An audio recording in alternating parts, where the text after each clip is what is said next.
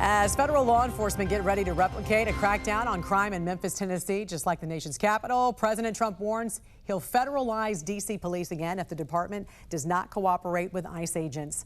Joining us this morning to discuss is the former chief of Capitol Police, Stephen Sund. Good morning to you, sir. Thanks for joining us here on the National News Desk.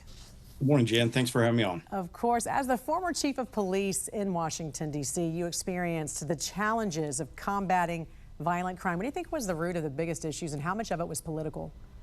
So I can tell you, both from Capitol Police, but I was also with DC Police for 25 and a half years.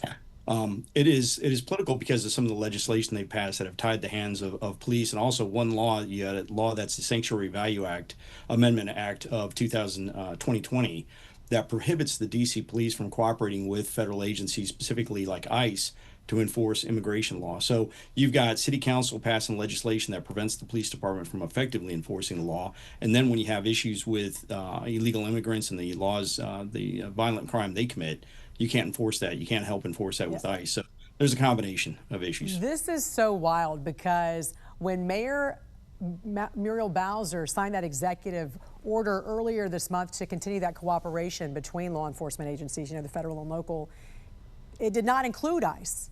And that's the important joint effort that's necessary when it comes to capturing criminal illegal aliens and gang members from Trinidad and MS-13, right?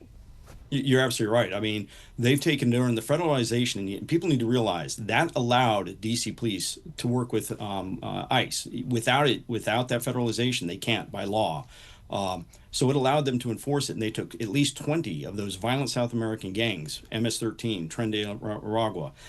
They took pedophiles that were illegal immigrants off the street. They took a number of other violent criminals off the street, and it's had an impact. I was actually down there over the weekend talking to residents, and they were like, it was incredible, and they're really worried about it ending in some parts of the city. Why was that passed to actually block cooperation between the federal law enforcement agencies and the local police? Why?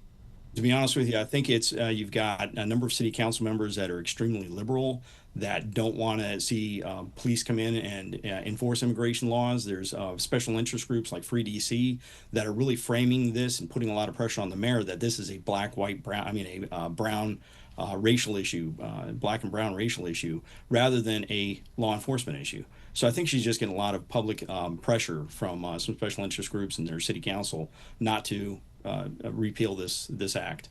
Well, Memphis right now, the next target, as we know, target city for federal law enforcement to help crack down on crime. How effective is this? And why isn't there already a federal partnership, do you think, established in some of these other cities?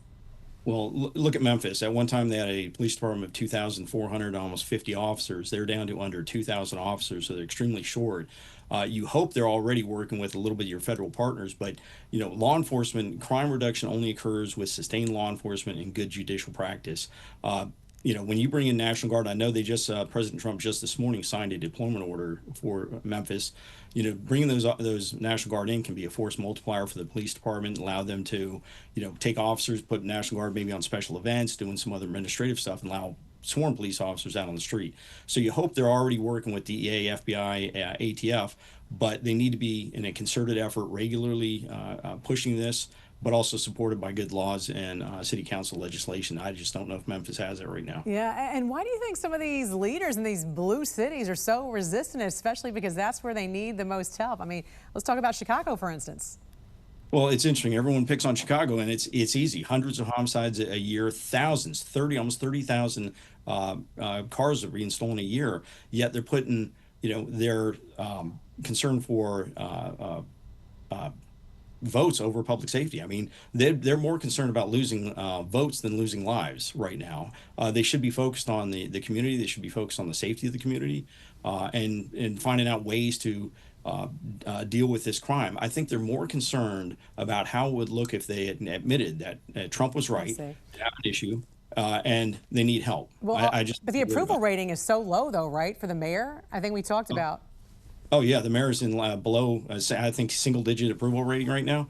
You look at some of his hearings, and he's being torn apart by the citizens, saying they don't feel safe.